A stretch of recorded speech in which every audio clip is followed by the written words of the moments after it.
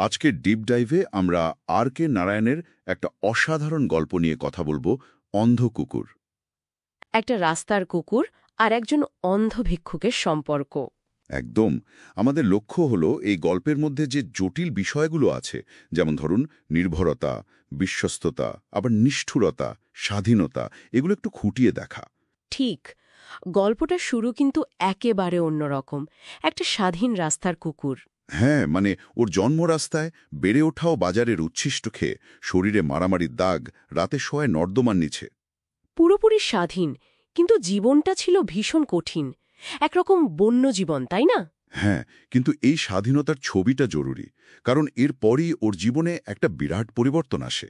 যখন ওই অন্ধ ভিক্ষুকটি আসে বাজারের গেটে। হ্যাঁ, তার সাথে একজন বৃদ্ধা ছিল দেখাশোনা করার জন্য, আর কুকুরটা খাবারের গন্ধ পেয়েই বোধহয় ভিক্ষুকের কাছে যায়।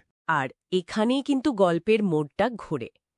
ভিক্ষুকটা খুব নরম সুরে কথা বলে, ওকে খাবার দেয়। কুকুরটার জীবনে এই রকম ব্যবহার, এই মায়া, এটাই প্রথম। আচ্ছা, এখান থেকেই কি তাহলে বন্ধুত্বের শুরু, নাকি পুরোটাই খাবারের টান? বলা মুশকিল, তবে কুকুরটা ওর ভবঘুরে জীবন ছেড়ে ভিক্ষুকের পাশে থাকতে শুরু করে। ধীরে ধীরে ওর সাহায্যকারী হয়ে ওঠে। যেমন? যারা ভিক্ষা না দিয়ে চলে যেতে চাইত, তাদের পোশাক টেনে ধরত। ঠিক, এমনকি ওকে রক্ষা করার ব্যাপারও ছিল। বাজারের এক দুষ্টু ছেলে উত্ত্যক্ত করত ভিক্ষুকটাকে। কুকুরটা তো ছেলেটার কবজিতে কামড়ে দিয়েছিল। ও আচ্ছা, বাজারের লোকেরা, ওই সুগন্ধিওয়ালা, বইওয়ালা, তারা নিশ্চয়ই অবাক হয়েছিল। খুব অবাক হয়েছিল। তারা এটাকে দেখছিল কুকুরটার বিশ্বস্ততা হিসেবে, একটা রাস্তার কুকুর, সে কিনা এমন করছে। কিন্তু তারপর ওই বৃদ্ধা মহিলাটি মারা যান। হ্যাঁ, আর ভিক্ষুকটা একদম একা আর অসহায় হয়ে পড়ে। তখনই ফিতেওয়ালা একটা বুদ্ধি দেয়। কুকুরটাকে পথপ্রদর্শক হিসাবে ব্যবহার করার বুদ্ধিটা। একদম। আর একটা সাদা দড়িও দেয়। আর এই দড়িটাই যেন ওর জীবনের সব স্বাধীনতা কেড়ে নিল। ঠিক তাই, ওর পুরনো জগৎ, আস্তানা, অন্য কুকুর বন্ধু, সব শেষ। অন্য কুকুরের দিকে তাকালেই মনিবের লাঠি। ওর স্বাভাবিক প্রবৃত্তিগুলো সব দমিয়ে ফেলতে বাধ্য হল সে।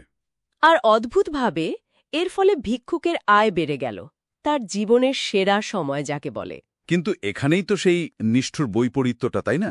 ভিক্ষুকের অবস্থা যত ভালো হচ্ছে, কুকুরটার উপর ওর অত্যাচার তত বাড়ছে। হ্যাঁ, একটানা হাঁটিয়ে নিয়ে যাওয়া, একটু থামলেই লাঠি দিয়ে খোঁচা দেওয়া।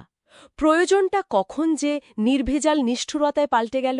কুকুরটার শরীর ভেঙে পড়ছে, কিন্তু ভিক্ষুকের সেদিকে কোনো খেয়ালই নেই। আসলে সে কুকুরটার এই নির্ভরতাকে পুরোপুরি নিজের স্বার্থে ব্যবহার করছে। এটা দেখে বাজারের অন্য বিক্রেতাদের খুব খারাপ লাগত। তারা তো ভিক্ষুকের উপর বেশ রেগেও ছিল, বিশেষ করে যখন শুনল সে সুদে টাকা ধার দেওয়া শুরু করেছে। হ্যাঁ, আর একদিন তো সুগন্ধিওয়ালা রেগে গিয়ে কাঁচি দিয়ে দড়িটা কেটেই দিল। একটা মুক্তির মুহূর্ত। কুকুরটার কি অবস্থা তখন? সে তো প্রথমে বিশ্বাসই করতে পারছিল না। তাহার পর সে কি দৌড়! পুরনো জায়গায় কসাইয়ের দোকান, চায়ের দোকান, স্বাধীনতার স্বাদটা আবার পাওয়ার চেষ্টা। আর ভিক্ষুক, তার অবস্থা তো নিশ্চয়ই শোচনীয়। খুবই। পথ চেনে না, অসহায়, রাগে দুঃখে কুকুরটাকে ডাকছে, অভিশাপ দিচ্ছে। কিন্তু এই স্বাধীনতাটা টিকল না। না, কয়েকদিন পর হয়তো খিদে বা হয়তো ওই পুরনো নির্ভরতার টানেই কুকুরটা ফিরে এলো। রাস্তার কঠিন জীবনে হয়তো আর মানাতে পারছিল না। এ ফিরে আসাটা যেন আরও বেশি কষ্টের। এটা কি ভালোবাসা, নাকি শুধুই বেঁচে থাকার প্রবৃত্তি? এই প্রশ্নটাই তো গল্পটা রেখে যায়। আর ভিক্ষুক, সে তো ফিরে পেয়ে মহা খুশি, তবে তার উল্লাসটাও ছিল খুব নিষ্ঠুর। সে তো কুকুরটাকে খুব মারল, তাই না? প্রচণ্ড মারল, তারপর দড়ির বদলে গলায় পড়ালো একটা লোহার শিকল। শেষ আশাটুকুও শেষ। কুকুরটার চোখের দৃষ্টি নাকি একদম নিভে গিয়েছিল। হ্যাঁ, শেষ দৃশ্যে তো আমরা দেখি সে যেন যন্ত্রের মতো ভিক্ষুকের ইশারায় চলছে।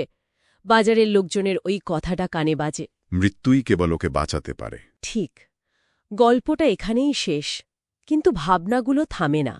এটা শুধু একটা কুকুর আর ভিক্ষুকের গল্প নয়, এটা আসলে চরম নির্ভরতার মধ্যে সম্পর্কের এক জটিল করুণ দিক তুলে ধরে। কিভাবে তথাকথিত বিশ্বস্ততা বা নিছক প্রয়োজন ও শোষণ আর নিষ্ঠুরতার জন্ম দিতে পারে। আর পারিপার্শ্বিক ভূমিকাটাও ভাবায়।